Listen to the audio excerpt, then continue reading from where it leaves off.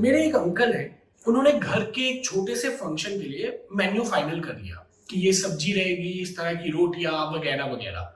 अब वो बाकी तैयारियों में लगने ही वाले थे कि आए उनके दोस्त रायचंद साहब और बोले, भक्त यार, पार्टी फंक्शन में कौन साला परवल खाता है, कद्दू खाएगा यार, बढ़िया कुछ स्पाइसी बनवाओ कुछ।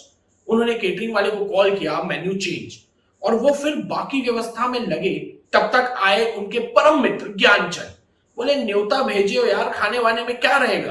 अंकल ने बताया पूरा मेन्यू और ज्ञानचंद जी बोले, अरे छोटा सा समारोह है बे, इतना तामझाम क्यों।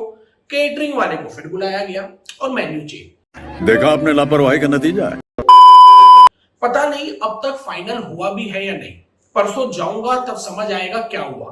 बट हमारे करमचंद अंकल को समझ नहीं आ रहा था कि किस विषय पर जीवन में कितनी राय लेनी है, कितना ज्ञान सुनना है और किसका हुक्म मानना है और कब कर्म करना है। वैसे एक कहानी लाइफ में 99% लोगों की है, किस विषय पर कितना सोचना है वो फिल्टर नहीं कर पाते और ओवर कर जाते हैं। क्या ओवर कर जाते हैं? थिंकिंग। क्रिकेट में भी 6 बॉल के बाद ना ओवर हो जाता है, लेकिन इनकी लाइफ में सेकंड थॉट्स खत्म ही नहीं होते।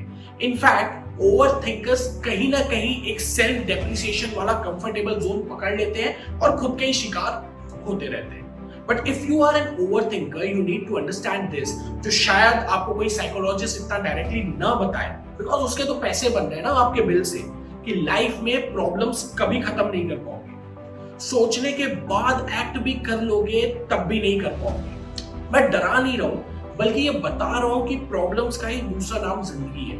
वो दिन तो कभी नहीं आएगा यार जब तुम उठोगे और जीवन में कोई समस्या नहीं होगी। Then what's the life goal? Change what's in your hand. वो है आपका पॉइंट ऑफ व्यू, आपकी थिंकिंग। उसका फोकस शिफ्ट करना है। सो थिंकिंग को फंसाओ मत, वो क्लियर है तो चारों तरफ से दिक्कतों में घिरे होने के बावजूद प्रॉब्लम से निकल जाओगे। एल्स सारे रिसोर्सेज होते हुए भी खुद को हमेशा फंसा हुआ ही पाओगे। कहने में तो ये बहुत सिंपल है, but it requires a shift in your thinking process, not towards right और लेफ्ट बट टुवर्ड्स सेंटर। ये ब्रेकअप के बाद ऑल मैन आर डॉग, हर आदमी कुत्ता होता है, हर लड़की खराब और वो होती है वाली ओवर थिंकिंग सोच से बाहर आओ। चीजों को साइंटिफिकली अप्रोच करो, सब्जेक्टिव नहीं, ऑब्जेक्टिव पॉइंट ऑफ व्यू से नहीं।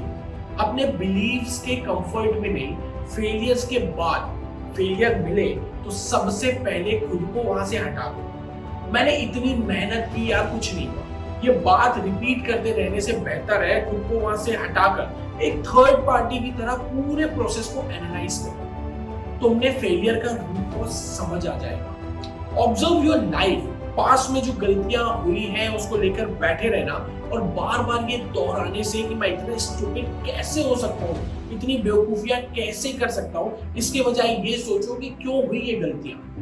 तब दिखता है कि उस समय कोई पर्टिकुलर ग्रीड बहुत हावी हुई, वो भी इसलिए क्योंकि उसके लिए कंडीशन होती है। The solution would be us conditioning को चेंज करो कि फिर जीवन में वैसी स्थिति आए तो कैसे रिएक्ट करना है। लाइफ में ओवर थिंकिंग से नहीं, राइट थिंकिंग से काम बनता है। और जितना आप सोच में क्लियर होंगे उतना ही कोई रायचंद ज्ञानचंद आपको डेविएट नहीं कर पाएगा।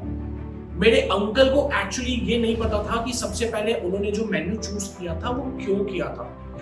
लोग अगर बार बार आपको आपके डिसीजन इजीली रिव्यू करने की तरफ मोड़ दे रहे हैं तो you actually execute that. It's a sign that you are an overthinker जो हमेशा अपने डिसीजन में सेकंड थॉट का स्कोप रखता है। I think before act but you have reason to think, not just wrong impressions of your life. और end में मुझे बच्चन साहब का वो डायलॉग आता है कि ज्यादा सोचने से सोच मजबूत हो जाती है और इरादा कमजोर।